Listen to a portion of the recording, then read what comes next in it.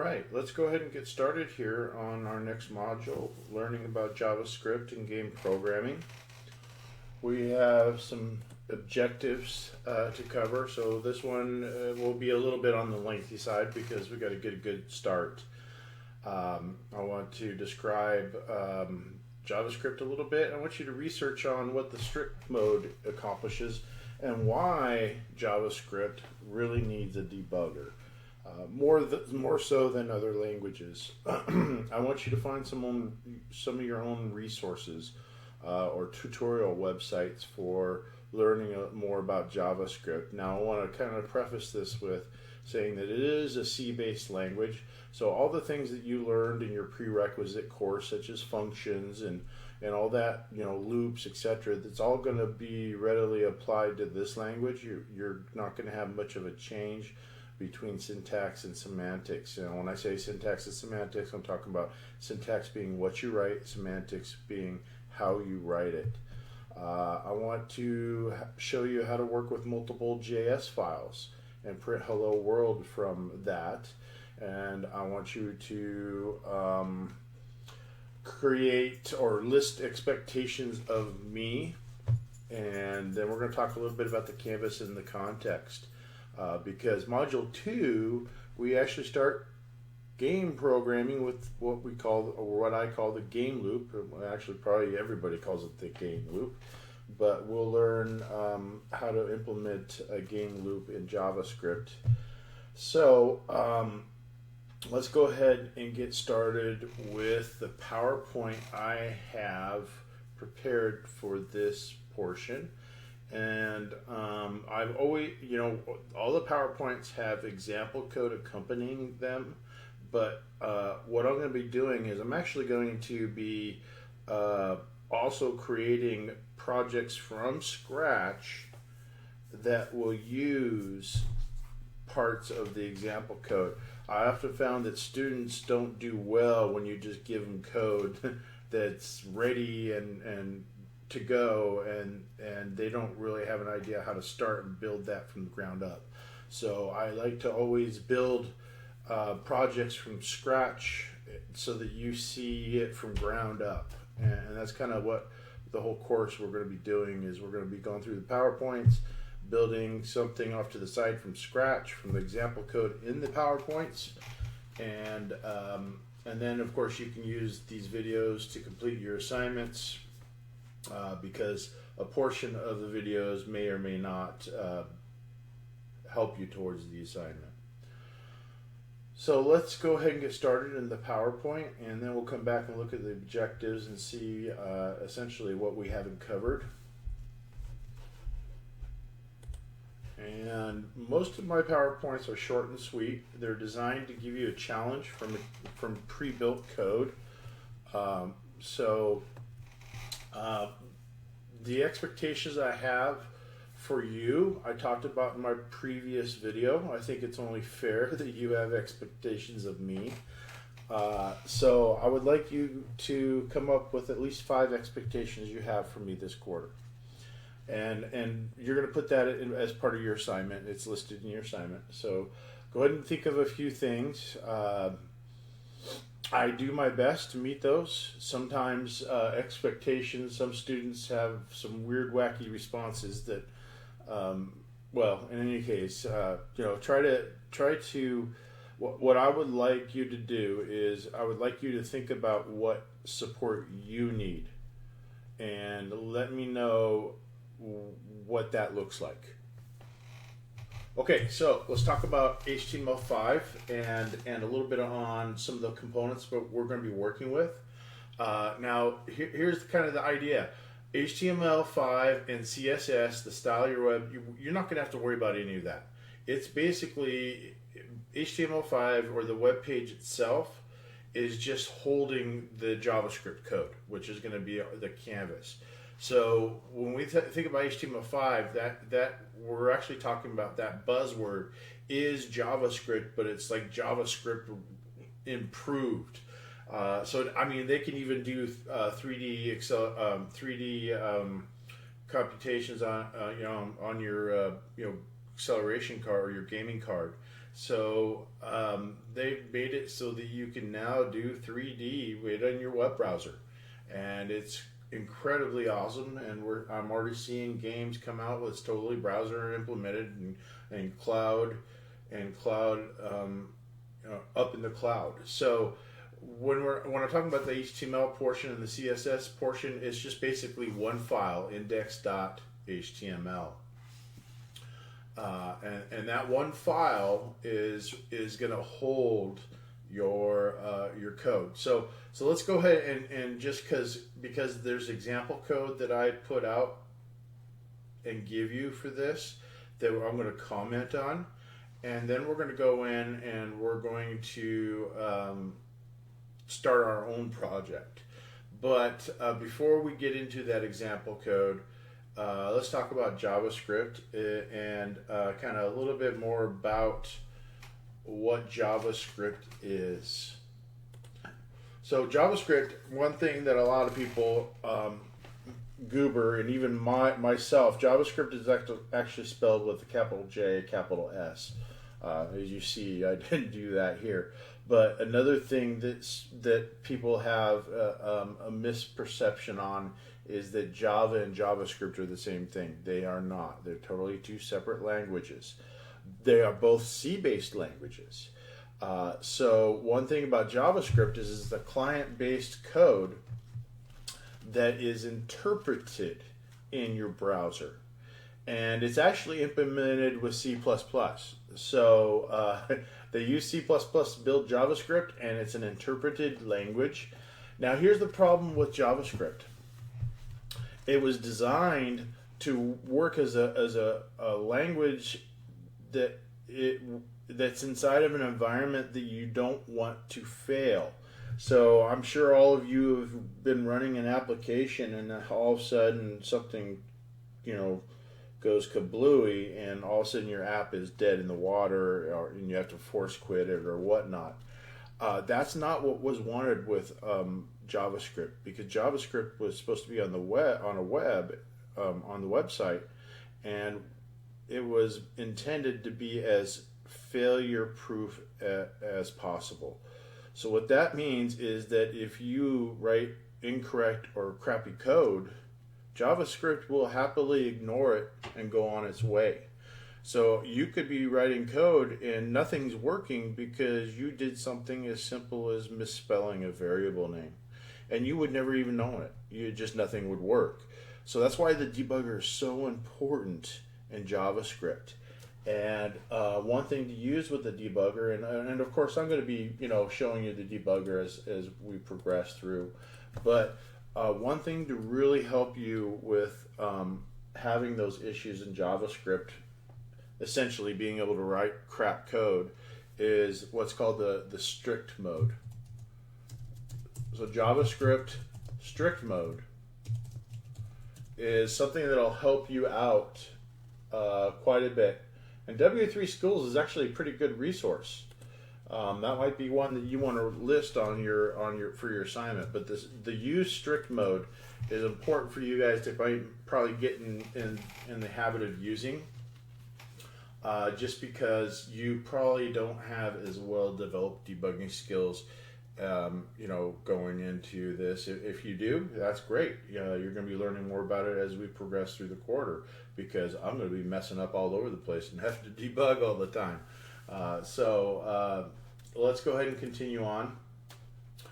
So that's kind of what JavaScript, the problem with JavaScript and why it needs a debugger in strict mode, is because it's a language that was built not to fail, or to fail silently and continue to move on.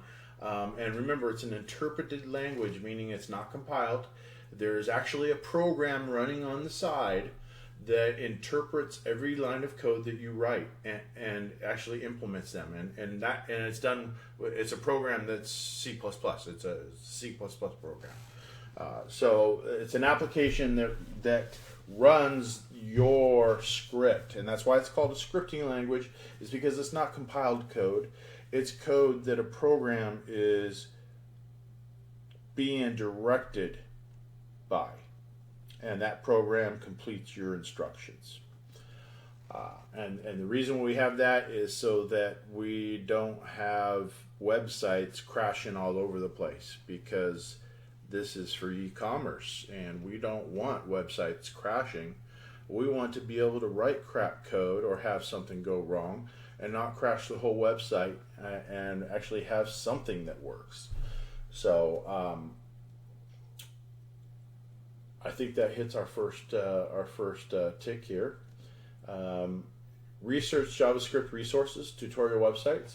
This one's a good one. W3 Schools, I use it all the time, especially when I forget how to write some specific code. So let's go ahead and go back into the PowerPoint here, and I'm going to bring up the example code coming up. But one other thing about JavaScript is that we are going to be using it to put a canvas or a drawing area inside of an HTML file or a web page window.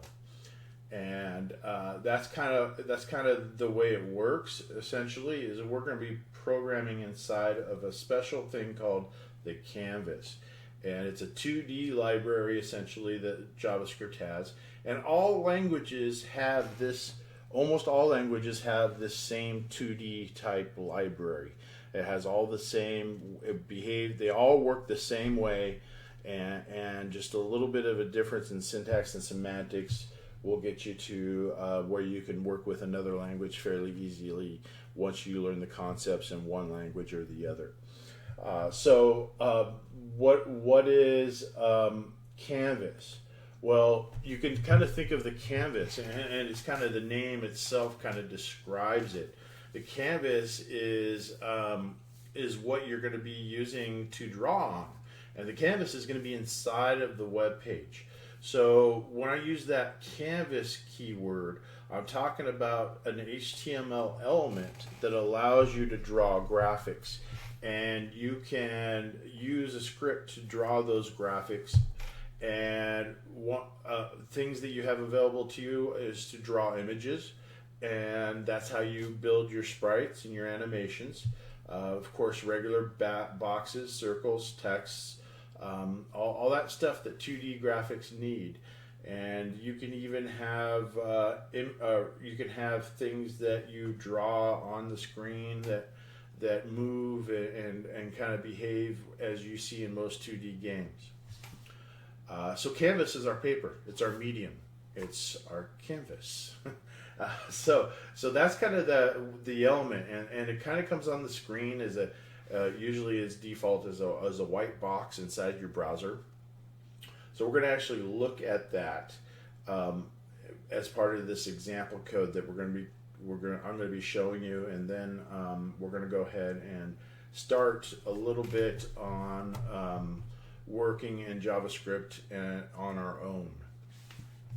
Okay, so the context. The context, just like as you would say that you have a page or a paper to write on, you have your canvas to draw your images and everything that the user is going to see, you have to have something to draw them with. And that's where the context comes in. So the canvas is what you draw on your paper or your canvas. And the context is, and this is JavaScript words that I'm using, this context and canvas. This is what they're actually described as. The canvas is what we draw on with the context. So that's your pen. And you are able to grab a hold of the canvas and the context and use them programmatically. When you create the element, the canvas element, you're going to be working inside the canvas element or with the canvas element and the context to build your game, essentially. So let's look at what that looks like, and here's kind of an example this is kind of from the example code. So let's go ahead and download that example code and talk about it. And we're probably going to actually use, when we go in there and start playing around with our own project, we're going to use this code that's given to us and copy and paste from it. We're going to steal from it This is your index.html. So let's download the project, talk about what's in it, and then come back to these PowerPoints. There's only 4 slides left, so we're going to be having more fun instead of PowerPoints shortly. So let's go ahead and download that. Now this is your course module area, and I always put the templates. I call them the templates. This is your module 1 template, and that's going to contain the code that we're going to be discussing. So let's go ahead and grab that, and then we'll talk about what's inside of it. Oh, I hate WinRAR. I should delete this thing. Okay, so let's see, extract to desktop. Make sure you fully extract the files before you start playing with them. Don't just double click on them and start running with them. You got to actually extract them. Okay, so this is intro to Hello World. We already did a Hello World, but we're going to have another Hello World. So this is oh no, this is the one we did last week. Excuse me, I got to drink some more coffee this morning. This is our HTML application. This is our template. So right here it says HTML5 Module 1 template. Now this is the normal stuff. The only thing that really care about, because this is all project stuff other than this one, which is the public HTML. So this project is fairly simple. In fact, most JavaScript, you would only need one file, and that's index.html. That's your HTML file. But in this case, we have 2 supporting files, which is MyScript1 and MyScript2. So index.html and these 2 script files is pretty much the whole project. So let's go ahead and open that project up in Apache, or if you're using some other development environment, you can open up these files inside of your own development environment. I think I have NetBeans installed on this thing, so I should be able to open this project. Okay, so we're going to close that one from last week.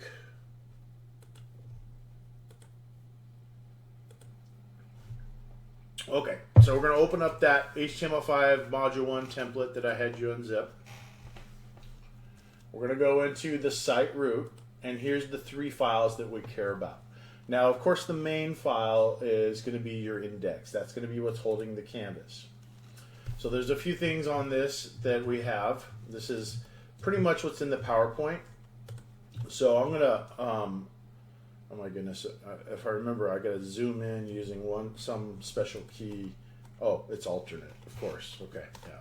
Backwards for Microsoft. All right. So this is the main starting point of everything in your project. Now you're going to get to the point where you never have to look at this. So essentially, this is going to be the portion that implements your interpreter. So we have to have a canvas element first, and basically we use the keyword canvas, and an element is just basically a portion of your a website. So a normal web page has an HTML element, the start of your HTML, the end of your HTML. Then you have a head element, the start of your head, the end of your head. Your body of your web page, the start of your body, the end of your body. You'll always put your scripts at the very end of your body in your web page. So they are right here. And that's because JavaScript is meant to work on changing HTML tags or elements dynamically. And an element can be anything in a web page. It could be a character, a form input, all kinds of different things. So it's just something on the web page is what we call an element. So the main element that we care about is our medium, our canvas, the thing that we're going to be drawing to when we write a game. And when you put it in here, you're just going to say, hey, I want a canvas. You give it an ID and you give it a name, and this ID is how you access it programmatically with JavaScript. So this is an important aspect. Then you tell it how wide and tall you want the canvas to be. And then, of course, you can throw in some script in here. This script is going to be what implements or manipulates the canvas. And you notice here that we have another script, myscript2.js. Now here is the main big idea of this whole module.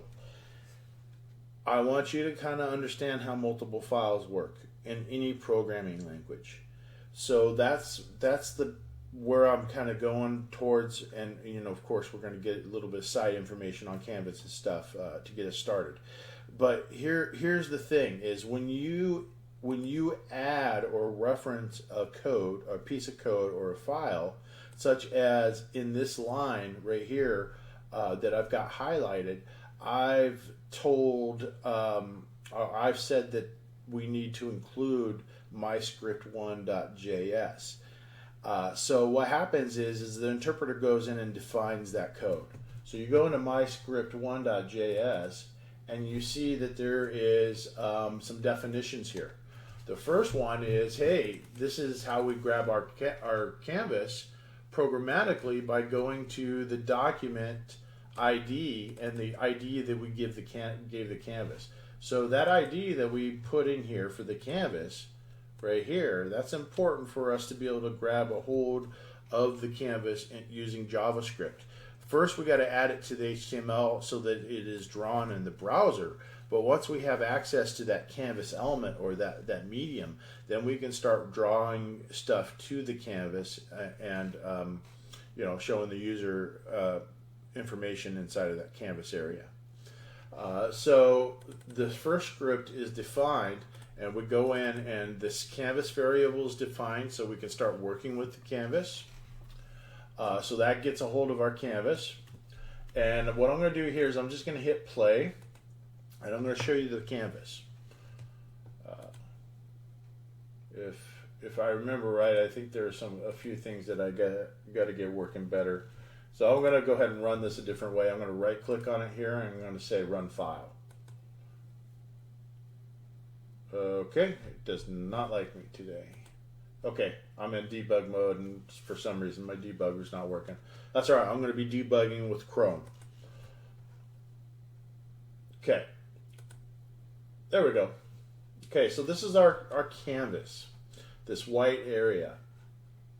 So when we've included this canvas in our index, or in our index.html, we decided that it's going to be 800 by 600. So inside of our browser, this 800 by 600 area right here, this white box, is our canvas.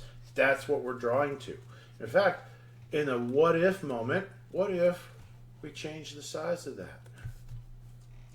Let's do this at 1200 by, not 6,000, by 800.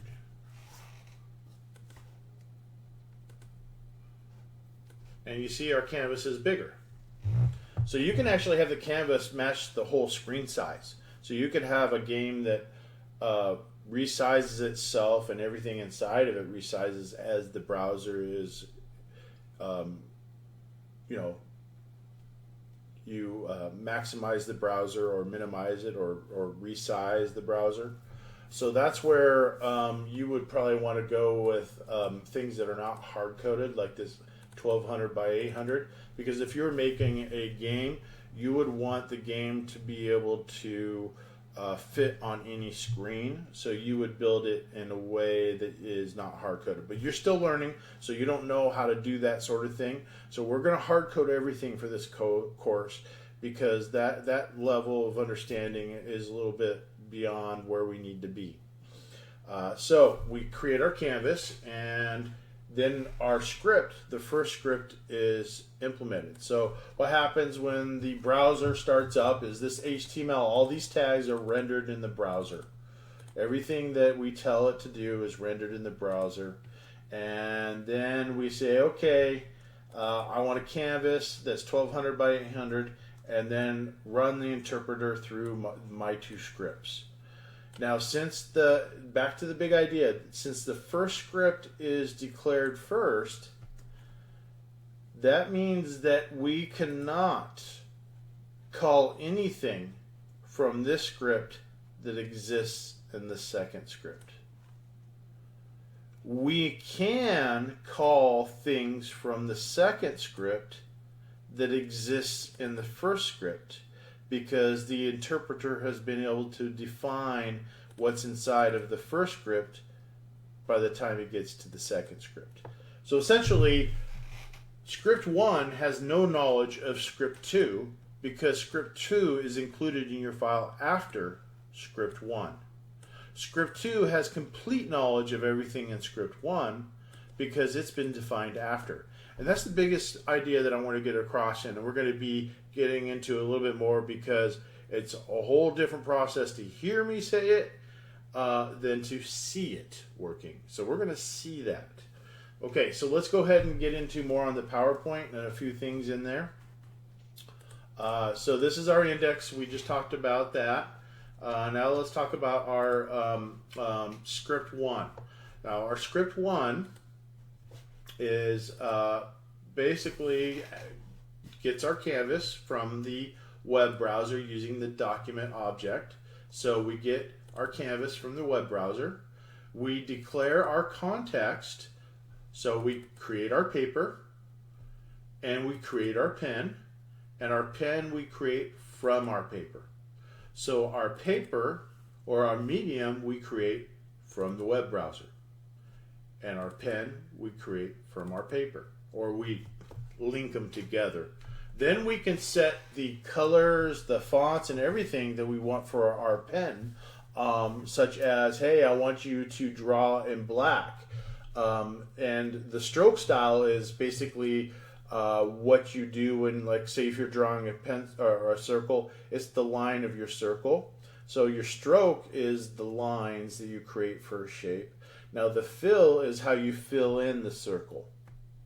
So fill, we're saying fill style black. So whenever, if I were to draw a circle that is to be filled, it would be completely black in this case.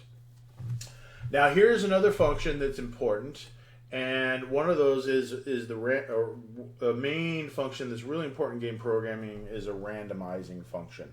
So I put that in this first myscript1.js. So this myscript1.js is defined first in your index file, and then we create a myscript2.js. Now in this myscript2.js, we actually run the code. So we define another function that's a randomizing function, which probably should exist in myscript1 with the other one. But here's the kind of the big idea. Is this, we call this run script function. The function is defined here, and then right here what happens is I ask for some random numbers, and this is random int function that's calling this function here. The random arbitrary is calling the function in my script, in this myscript1. And here is we're saying take the pen and create a rectangle, starting at location 0, 0, 100 pixels wide, 100 pixels tall. Then we stroke it. We draw the rectangle. We draw the lines of the rectangle. Then we fill the rectangle.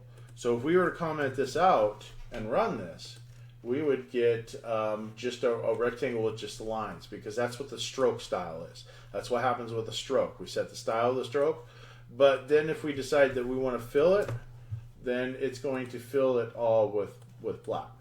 Okay, so that's kind of your intro into you know, a little bit on the canvas and the context, which we're going to be continuing on with throughout the quarter.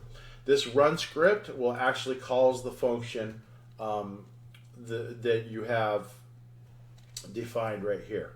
So remember, when you have a function, this just defines the function. It doesn't actually run it. You got to actually call the function. Now, here's the big idea.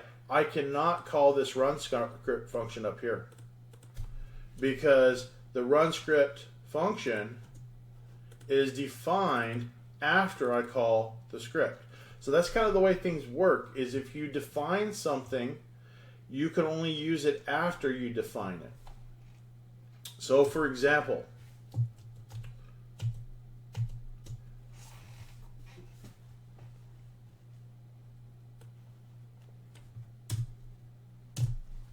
inside of MyScript1, we know this is the function that's defined first because we look over here and we see MyScript1 defined. It's defined before MyScript2, meaning that if you want to call items that are defined in MyScript2, you cannot do it from MyScript1. So let's say that here I want to run the script from MyScript1. Now remember, this run script function is defined in MyScript2, but MyScript1, since it's included in your index first, has no knowledge of MyScript2. Now we could take this guy here and cut it and put it down below here, and then it would have knowledge of it. But when you're working with multiple files, you kind of want to have an understanding of the hierarchy. So essentially, code that's defined first is accessible to code that's defined after. You cannot access code before it's defined. So if I want to go and run the definition of, or run this function, I have to do it after it's defined. That's why the run script is put down here, the call to the function. So I cannot take this run script function and decide that I want to run it from here. That's going to give me a big fat error. And in fact, let's go into our first debug. I just ran that guy, and you see everything just kind of trashed. Oh wait, no, it looks like it's doing okay. Let's go ahead and here and let's go to more tools. We're going to developer tools. We're going to go to sources, and we're going to go to myscript1.js, and there's our big glaring error.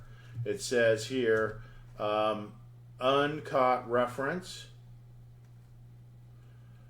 Run script is not defined. So it doesn't know what it is. And the reason why it doesn't know what it is because it's not been defined yet.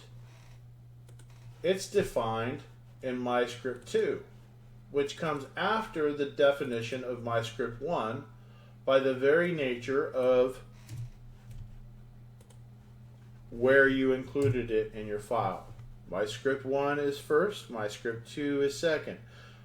MyScript2 can see everything defined in MyScript1. MyScript1 cannot see anything defined in MyScript2 because it comes afterwards. Big idea. That's the main thing for this whole module. Okay, so let's put it to practice a little bit, but let's finish our PowerPoint first. Okay, so we already talked about this. We're getting the canvas and the context, and then we are setting the fill and the font style. This is just a get random arbitrary function that we can call on to get a random number. So that is MyScript1. MyScript2 actually does something. It actually defines a function that then gets some random numbers. Now notice this get random arbitrary. That's pulling on a function that's defined in MyScript1, which is totally fine because we're inside of MyScript1, and this function is defined, or we're inside MyScript2, and this function is defined in MyScript1. It was defined before. And this works because it's defined up here. If we were to take this function and put it down here, it would no longer work. Now this rectangle, this is part of the context library. So we're just telling it to draw a rectangle at location 0, 0, which is always the upper left-hand corner of the string or the screen. So let's talk about how the number or how things work with the screen. 0, 0 is always the upper left. So when you run this 0, 0 is this upper left right here, and as you increase the X and Y starts at 0, 0 here, and then they increase positively. X increases as you go across the screen to the right. Y increases as you go down the screen. And if you get a negative Y, it'll be up. If you get a negative X, it'll be left. And that's pretty standard for all 2D game programming, how the coordinate system works. Now we're going to be talking a lot on coordinate systems as we get into oscillation and going between the normal coordinate system that we use all the time to polar coordinates. All right, so this one you can play around with it, try some different things, put the rectangle somewhere else. Let's put it at locations 200, 200, and let's see what happens. This is a great place for those what if questions. And we see that our black thing moves. All right, let's go back to PowerPoint, make sure we're not missing anything before we review the objectives. Here are some things that I want you to think about.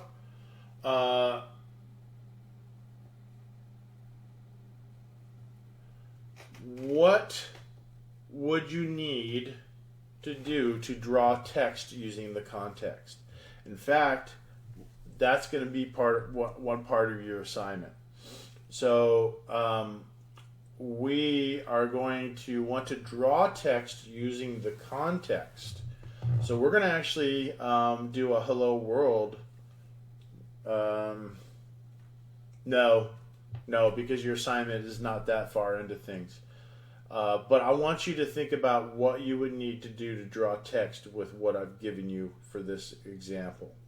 So some things to do to solve that for our particular thing that we're working on now, if I can find it. Hopefully I didn't shut down NetBeans. Interesting. Okay, let's open it back up.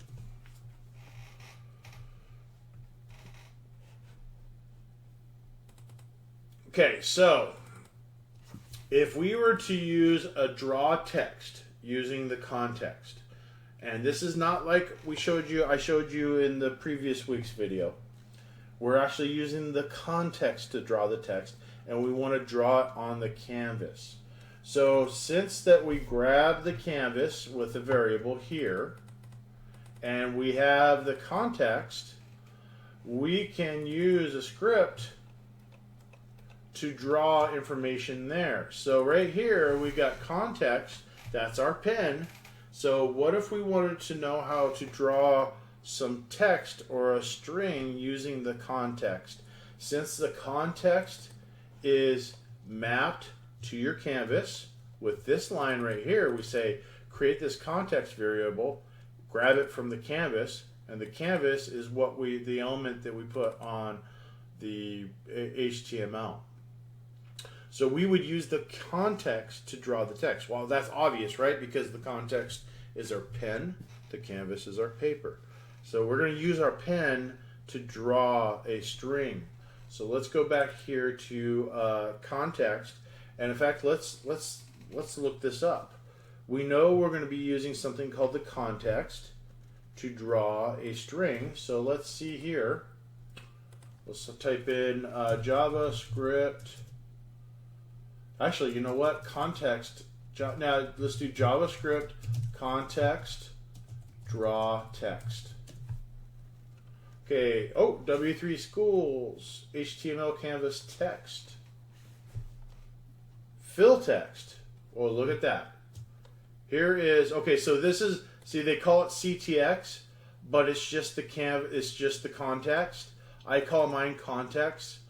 They call theirs CTX, but it's the same thing. So we can use the context and call fill text. Okay, let's go do that. Okay, cool. Right here. Okay, so we're going to do context dot fill. Was that fill text? I think it was fill text.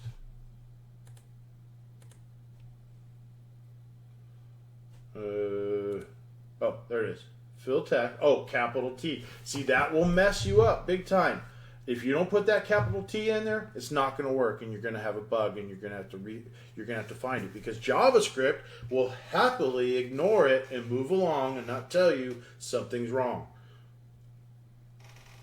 I hate JavaScript and I love it equally.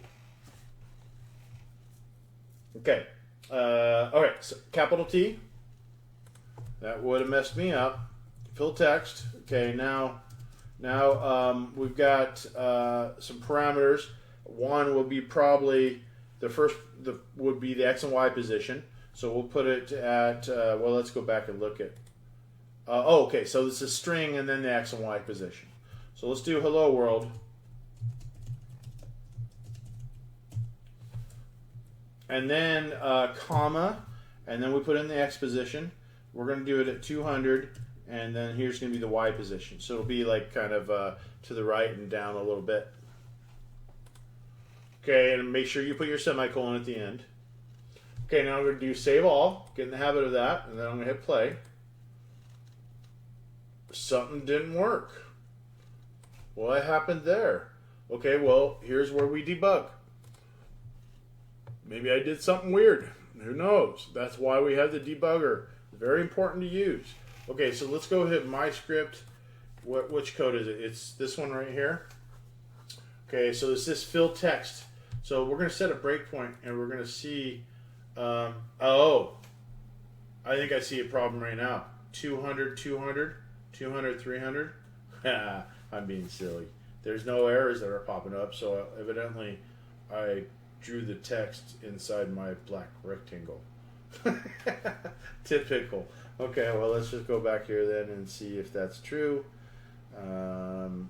We'll go, we're right here. Okay, so let's do this. Let's do 600. Save all. Play. There it is. Hello world. Okay, so last week you learned how to do hello world, just in the browser. Now you're drawing hello world with your canvas, your paper, and your pen and your context. And those two elements, the canvas and the context, those are what you use to draw the screen. They're everything for your game. Every 2D library out there has the same type of objects. What you use to draw, your pen, and what you draw it to. And to build a 2D game, you draw images that have transparencies, and you sequence them so that with frames, so that they give the illusion of movement. Okay, just like you build, if you build those post-it little flip card things where you draw something in one post-it, and then you make it move a little bit in the second post-it, and you flip through them.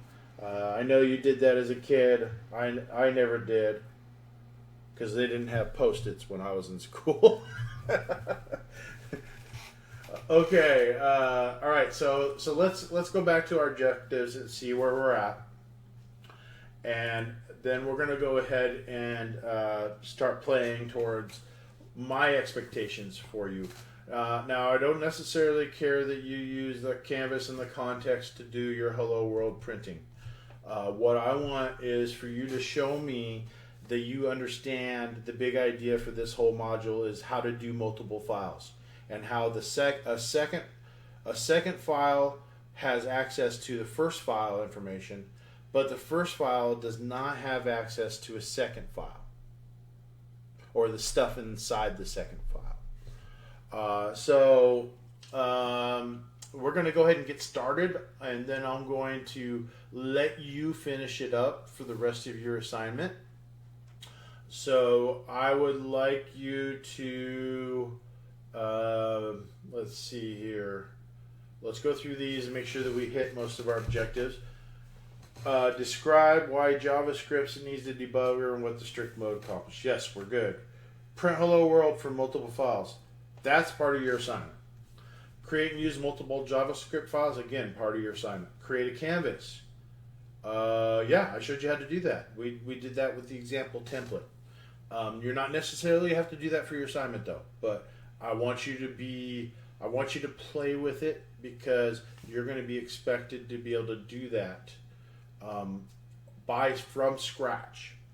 And we may add that little nugget in as we begin here. Okay, so you're going to also research JavaScript resources. W3 Schools is an awesome one. Describe the JavaScript programming environment and purpose. Okay, we probably didn't hit on that a lot. So JavaScript is client-based programming, meaning that the code is processed on your machine. The server gives you the code to process. And here's the danger of that. When anybody opens up the web page and says view source, they have direct access to your JavaScript code, because the server sends the JavaScript code over to the client, which would be you opening it up in the web browser, and the JavaScript would process on your machine. So it needs to know what the code is. It has to process it. So that means that all the code that you write in JavaScript is available to anybody that's using your code. There are ways around that and ways to hide things, but evidently you do not want to use JavaScript for anything that you need security for. I want you to describe the canvas in context. Okay, I think we're good. Let's go ahead and have some fun. We are going to create a project from scratch. In fact, you know what? We're going to go ahead and do the printing inside of the canvas. So we're gonna start with. I'm going to go ahead and get you to the first.js and the second.js.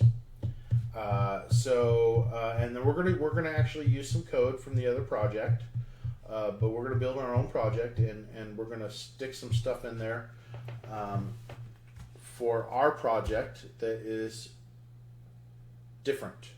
So we're gonna go ahead and do from ground up, get you a little bit of a head start on your homework assignment, and next week we get to start looking into the game loop. Fun, fun, fun. I need to take a break.